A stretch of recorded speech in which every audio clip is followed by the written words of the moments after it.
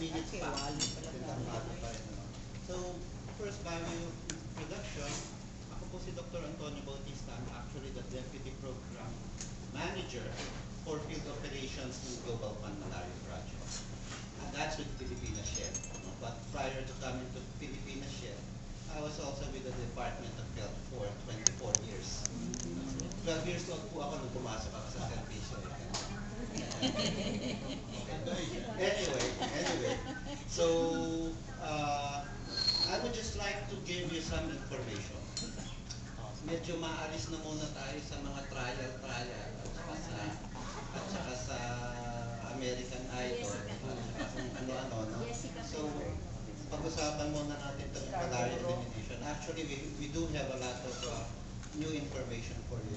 And I was just telling Dr. a while ago that we could certainly use your help. Dahil palagay ko po dapat mapaabot sa karamihan just how well we're actually doing and kung saan na po tayo naroon with regards to our fight against malaria. Okay, so can you see it from there? Actually, this is not a very good place for a tree to grow in, but we hope you can see. No. So the title is Malaria Elimination in the Philippines.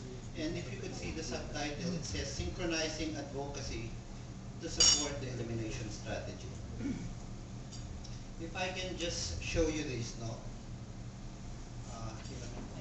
You're not supposed to point with your fingers. I'm sure someone has told you that. If you look back, way back in 2002, the number of cases of malaria in the Philippines was about at 37,000. 37,000. I would like to think that at that point, meron pang serious case of underreporting. Given the fact na hindi naman ganun karami yung reporting systems, hindi pa ganun kaganda yung surveillance system. No? Kung titignan po nyo, pagpasok po ng Global Fund Malaria, instead of going down immediately, tumaas pa po siya. It went from 37 to as high as 46,000 back in 2005. Precisely because nag-improve po yung diagnosis, nag-improve yung treatment. Dumami mo as expected, dadami muna po yung kaso, bago po siya bababa. Now, the good news is, in 2011, we are down to 9,375 cases. 9,375 cases. Sasabihin nyo, sigurado ba kayo, yan na lang. Kahit na po ilagay ko pa yan sa 12,000, it will still be the lowest level of malaria in the last 46 years. Okay? If you will look at this morbidity rate, way back in 2002, 47 out of every 100,000 Filipinos got sick of malaria.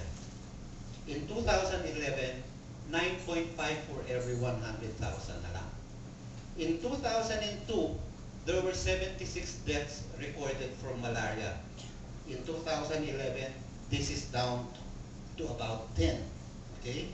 And the overall mortality rate, less than 0.01 actually ang namamatay sa malaria. So, actually, this is something not very many people know. 9,300, marami pa rin yun. Anong pinagmamalaki nyo? Nanggaling po tayo sa 30 centimeters. Okay? So, I would like to emphasize that. You all know that the Philippines is a signatory to the Millennium Development Goals. Marami po yan. Meron pong nakasama ang DSWD dahil pinag-uusapan po poverty, pinag-uusapan education. Pero insofar as health is concerned, we are signatory to 2 targets, no? One of which is malaria. Actually, kung titignan po nyo yung pagkakasabi niya dun sa Millennium Development Goals, it said to halt and begin the reverse of the incidence of malaria and other major diseases by 2015. They were probably thinking, it's so vague anyway, I think it's safe for us to actually sign ourselves into this. Okay? So, nung titignan po nyo, ang Millennium Development Goal po kasi, 1990 po ang baseline. Nung pong 1990 ang baseline, ang malaria morbidity rate po natin, 118.7. 118 people, 118 Filipinos for every 100,000 are expected to get sick of malaria. Noong pong 1990, 24 million Filipinos were at risk to malaria. It was found in about 62 out of the 80 provinces of the Philippines. So nag-set po ng nag-set po ng target. We were supposed to target 24,000. I mean, sorry, 24, mapababa natin yung 180 to about 24. Okay? Ang actual performance po natin, actually, umaabot na lang tayo sa 21. We have reduced from 118.7 Filipinos to 21 Filipinos for every 100,000. That high. Okay? So, actually, ang sinasabi ko lang sa inyo doon, pinapakita ko lang sa inyo una-una, yung 2002 baseline. 2002 po yung baseline kasi doon po yung taon kung kailan bago nag-umpisa yung pong Global Fund Malaria. Kanya ko po pinapakita sa inyo yung 1990 baseline kasi yan po ang baseline na ginagamit ng para sa Millennium Development Goals. But what I'm trying to tell you is whether we use 1990 or whether we use 2000 baselines, the fact is the reduction has been so significant, whether we are talking about cases, we are talking about deaths, so much so that we have actually started thinking about elimination. Ito po yung mortality rate. Yung nauna po, ilan po ang nagkakasakit, dito po ilan ang namamatay. So less than 1 person for every 100,000 population now actually died from malaria. So currently, we started from 37,000 cases in 2002. We're down to 9,375 cases in 2011. The Department of Health has actually started thinking of having 0 cases by 2020. Elimination. Very ambitious? Yes. Okay? You all know that malaria is an age-old medical problem. Probably kung titignan nyo kung ilan yung namatay nung World War II, if you put dysentery, TB, malaria together, and compare it to the number of people who actually died of gunshot wounds or whatever, baka halos magpantay. Okay? So we were talking about levels na 40, 50, 60,000 way back mga 20 years ago. Now we're talking 9,375 cases. But from this point on, we believe it should be a whole new ballgame, bringing it from 9,375 to 0 cases by 2020. So we have actually upgraded from control to one of elimination. How did we actually get here? So, we trained over 4,000 health personnel. Parang hindi masyadong marami yung 4,000 health personnel, doktora. Kasi po yun, magkakadagdagan na po yun. Meron po kaming tinrain on microscopy lang, tinuruan lang mag-diagnose, meron tinuruan mag-diagnose at mag-treat, may tinuruan mag-manage ng cases, samot-sari. Fact is, ito pong local health personnel na ito po yung mga health personnel na nasa community level. We have also established 1,500 plus diagnostic and treatment facilities. So what we essentially did was to expand the capability of the local health system to actually find cases, diagnose them, and treat them accordingly. And then, 3.4 million nets. Hindi po ito ordinaryong mosquitero. Ito po yung mosquitero na insecticide-treated. Were distributed between 2008 to the present time. Hindi po mura ito. Medyo mabigat-bigat din po yung amount na nagastos dito sa 3.4 million nets. And over 200,000 houses are sprayed twice a year in the last 4 years. That's the average. Humihigit po dyan pero hindi na siya bumababa pa. And over 200 plus collaborations have been established at various levels. No? Ang Novartis po, isa po yan sa mga miyembro natin dun sa movement against malaria. Okay? Aside from the fact that Novartis actually manufactures the drugs which we are using for malaria. Okay? So as a result, 70% ng population at risk, which is about 8.5 million Filipinos. Ang population at risk po natin ngayon, nananatili pa rin siya sa about 12 million, spread out among 58 malaria endemic provinces, are actually protected already by nets or by house spraying or a combination of both. 92% po ng kaso natin, nakikita na po kaagad-agad at nabibigyan ng tao po ng gamutan. Dito po sa nilagay ko pong ito, pagka sinabi ko pong 92% of cases treated within 24 hours of consultation, that includes the treatment as to the prescribed protocol. Hindi po kung ano-anong gamutan. Kanya kung tatanungin nyo bakit hindi siya 100%, aaminin ko po sa inyo, meron pa rin po mga pasyente na huli kung dumating sa ospital at meron pa rin po mga ospital na although ginagamot, hindi pa rin po sumusunod sa dapat na kaukulang gamutan. Okay? The case fatality rate is less than 3%. Ibig sabihin, so as long as umabot yung pasyente sa mga ospital, maliit na po ang posibilidad na actually meron pang mamatay sa malaria. And 80% of the population, this is based on a survey, can actually talk about malaria, now more correctly, okay? Talk about how you could actually get it. And they can actually talk about how to actually prevent getting malaria. So hindi po katulad nung 1990, marami pa pong lugar sa Pilipinas where they believe that malaria is a way of life. Hindi ka kataga rito kung hindi ka nagmalaria. Where I asked for the Cordillera Study Center to do a study before, and they found out that in one municipality, pagka nag-fever yung tao, tapos nagpakonsulta, pagka sinabi mong may flu, lilipat yan. Pagka sinabi ng susunod na doktor, ikaw ay may typhoid, lilipat pa rin. Pagka sinabi ng doktor na ikaw may malaria at binigyan siya ng antimalaria, masaya na siya yung uuwi niya. Nowadays, kukunti na lamang po yan. Hindi pa ho 100%, pero napababa na po. Okay, so how do we actually do this? Maintain diagnosis and treatment. Kailangan mapanatili po natin yun. Kailangan ma-sustain natin yung protection through vector control. Anong ibig sabihin? Kailangan mapatuloy pa po yung pag-i-spray ng mga bahay. Patuloy pa po natin mabigyan ng moskitero yung mga taong dapat tumanggap nito. At saka kailangan po yung health-seeking behavior ng mga tao mag-improve. Kailangan po alam nila kung kailan sila dapat pumunta, kailangan alam nila kung ano ang dapat gawin para maiwasan magka-malaria, at ano ang hindi dapat gawin para sila ay magka-malaria. How do we do this? By sustaining local capacities. Kanya po karamihan ng ginagawa namin pag-train po ng local health system, pag-strengthen ng local health system. Number 2 po, pag-i-expand at pag-i-improve po ng collaborations. This is from one office to another office, between the private and the public sector, government offices, and exactly opportunities such as this one. No? People talking to people, right?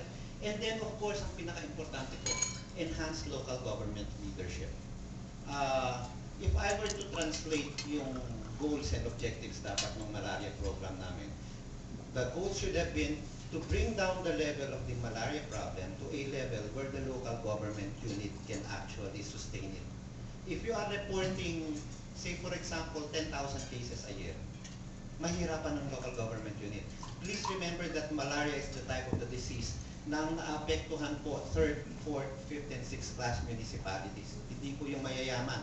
Yung pong mga maliliit pa ang ira. Okay? Yung po ang mga inaapektuhan nito. So actually, resource extensive ang malaria. So, kung nung dinecentralize at dinevolve po yung health, dinevolve pati yung problema.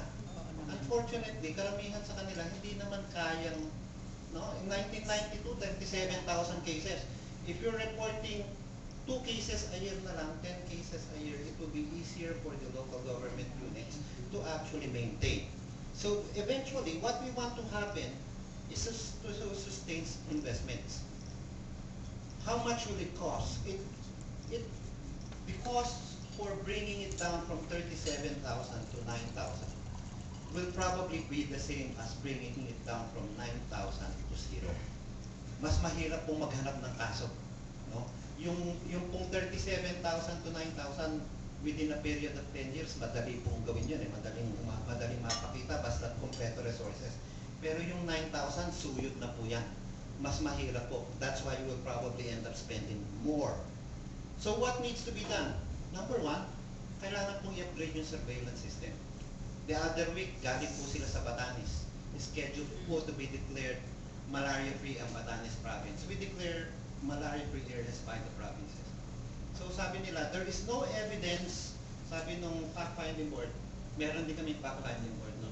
So sabi ng board, there is no evidence that there is active malaria transmission in the province of Batanes. Let's flip the coin. Is there evidence that there is no malaria transmission occurring in Batanes? How do you do that? You need a surveillance system. You need to be able to show to people that you're actually continuing to look for cases. Hindi yung basta report lang ng zero. Kailangan mapakita mo na naghahanap ka ng kaso. Number two, kailangan mag-maintain ka ng accurate reporting and recording system. Kailangan po natin magawa ito. Kailangan masustain po natin yung interventions. Pag-spray ng bahay, pagbigay ng mosquitero, okay, pagpalit ng mosquitero mga nasasisira, ituloy po natin yung health education ng tao, yung pag-advocacy sa mga decision makers. And finally, you would need to be able to synchronize the advocacy and the health education to the elimination strategies. Nung araw po, reducing cases lang ang habol natin eh.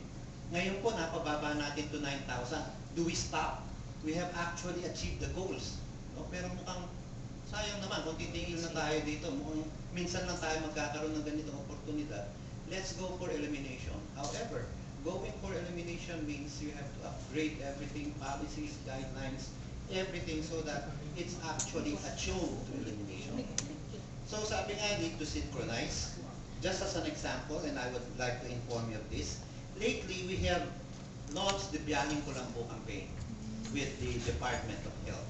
No? Kung titignan niyo po ito, this is an advocacy rather than a health education campaign.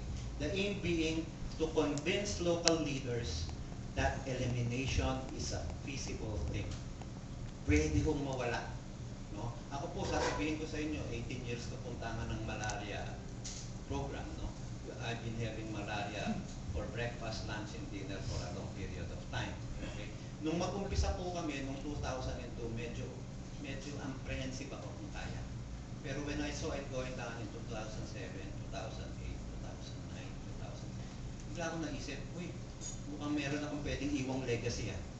So, sige, let's try this. Okay, the end result would be to obtain a commitment of support to the program by sustaining or increasing current investments on health. Napakadali pong sabihin kasi, sasabihin ng gobernador, kukunti na lang parang pera ang kaso mo eh. Ilipat na natin yung pera, dali na lang natin dito. No, paggawa na lang tayo ng additional na school building or anything. Anybody can build a school building. Anybody can build roads. Anybody can build a... But very few administrations are actually given the opportunity to eliminate the disease. So far, we have only eliminated only one, smallpox. Ang polio, hinihintay pa po natin. Ito po ang isang pagkakataon. Okay. So, anong mangyayari dito? The mosquito net, as you will find out later, will be used to symbolize the program, the effort, the initiative. The travel to all the provinces of the country shall symbolize the manner in which elimination shall actually be achieved.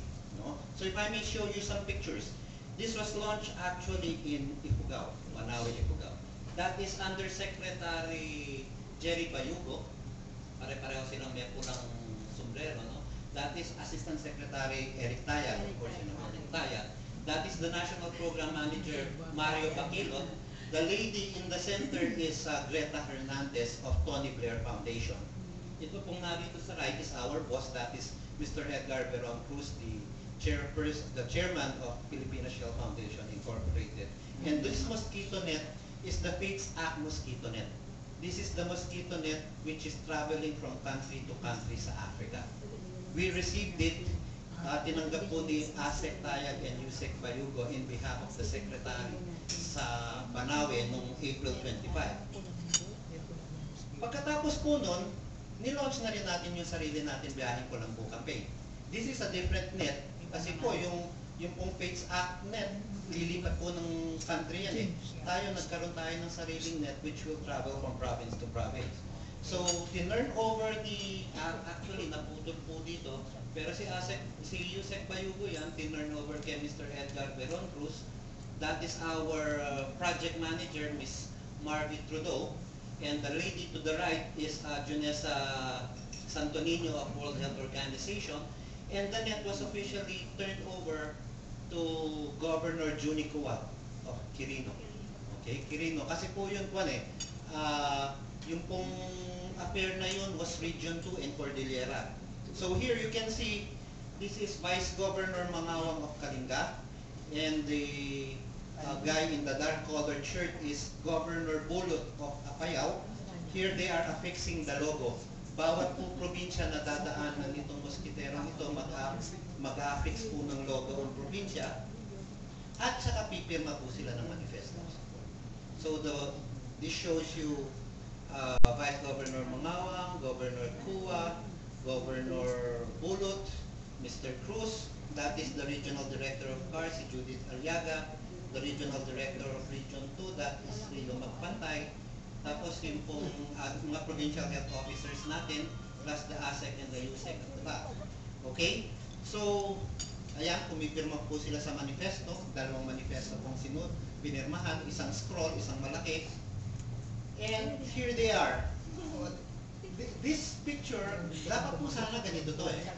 Yung programa, symbolized by the net, in the hands of the decision makers.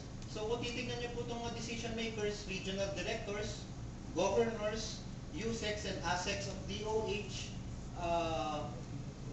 external funding agencies like Global Fund, plus dapat po sana yung nasa loob, yung pong ating target groups, children under 5 at saka pregnant women.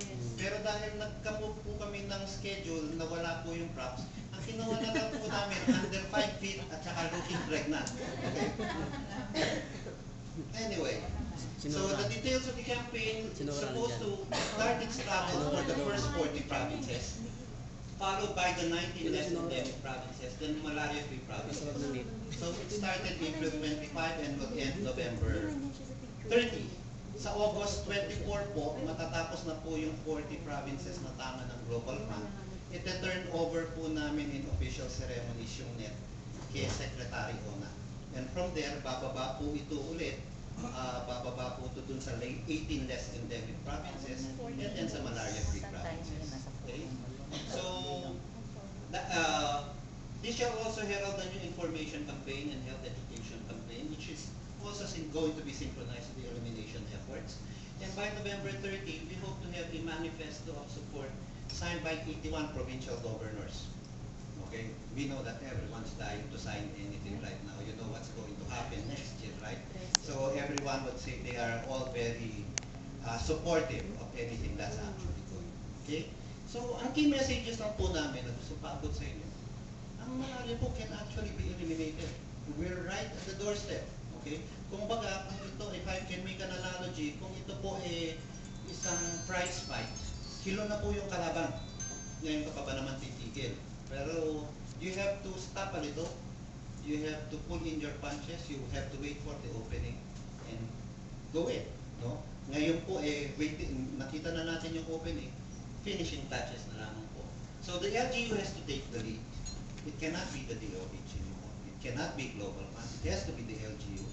We have brought it down to a level where they can actually manage it. The DOH, the external funding agencies like Global Fund, USAID, WHO, the private sector, like in this case, Novartis, like Philippines shall provide continuous support, but the community has to also do its part. Okay? So, basically, yun lang po ang gusto namin paabot sa inyo. Okay? Magandang umaga po.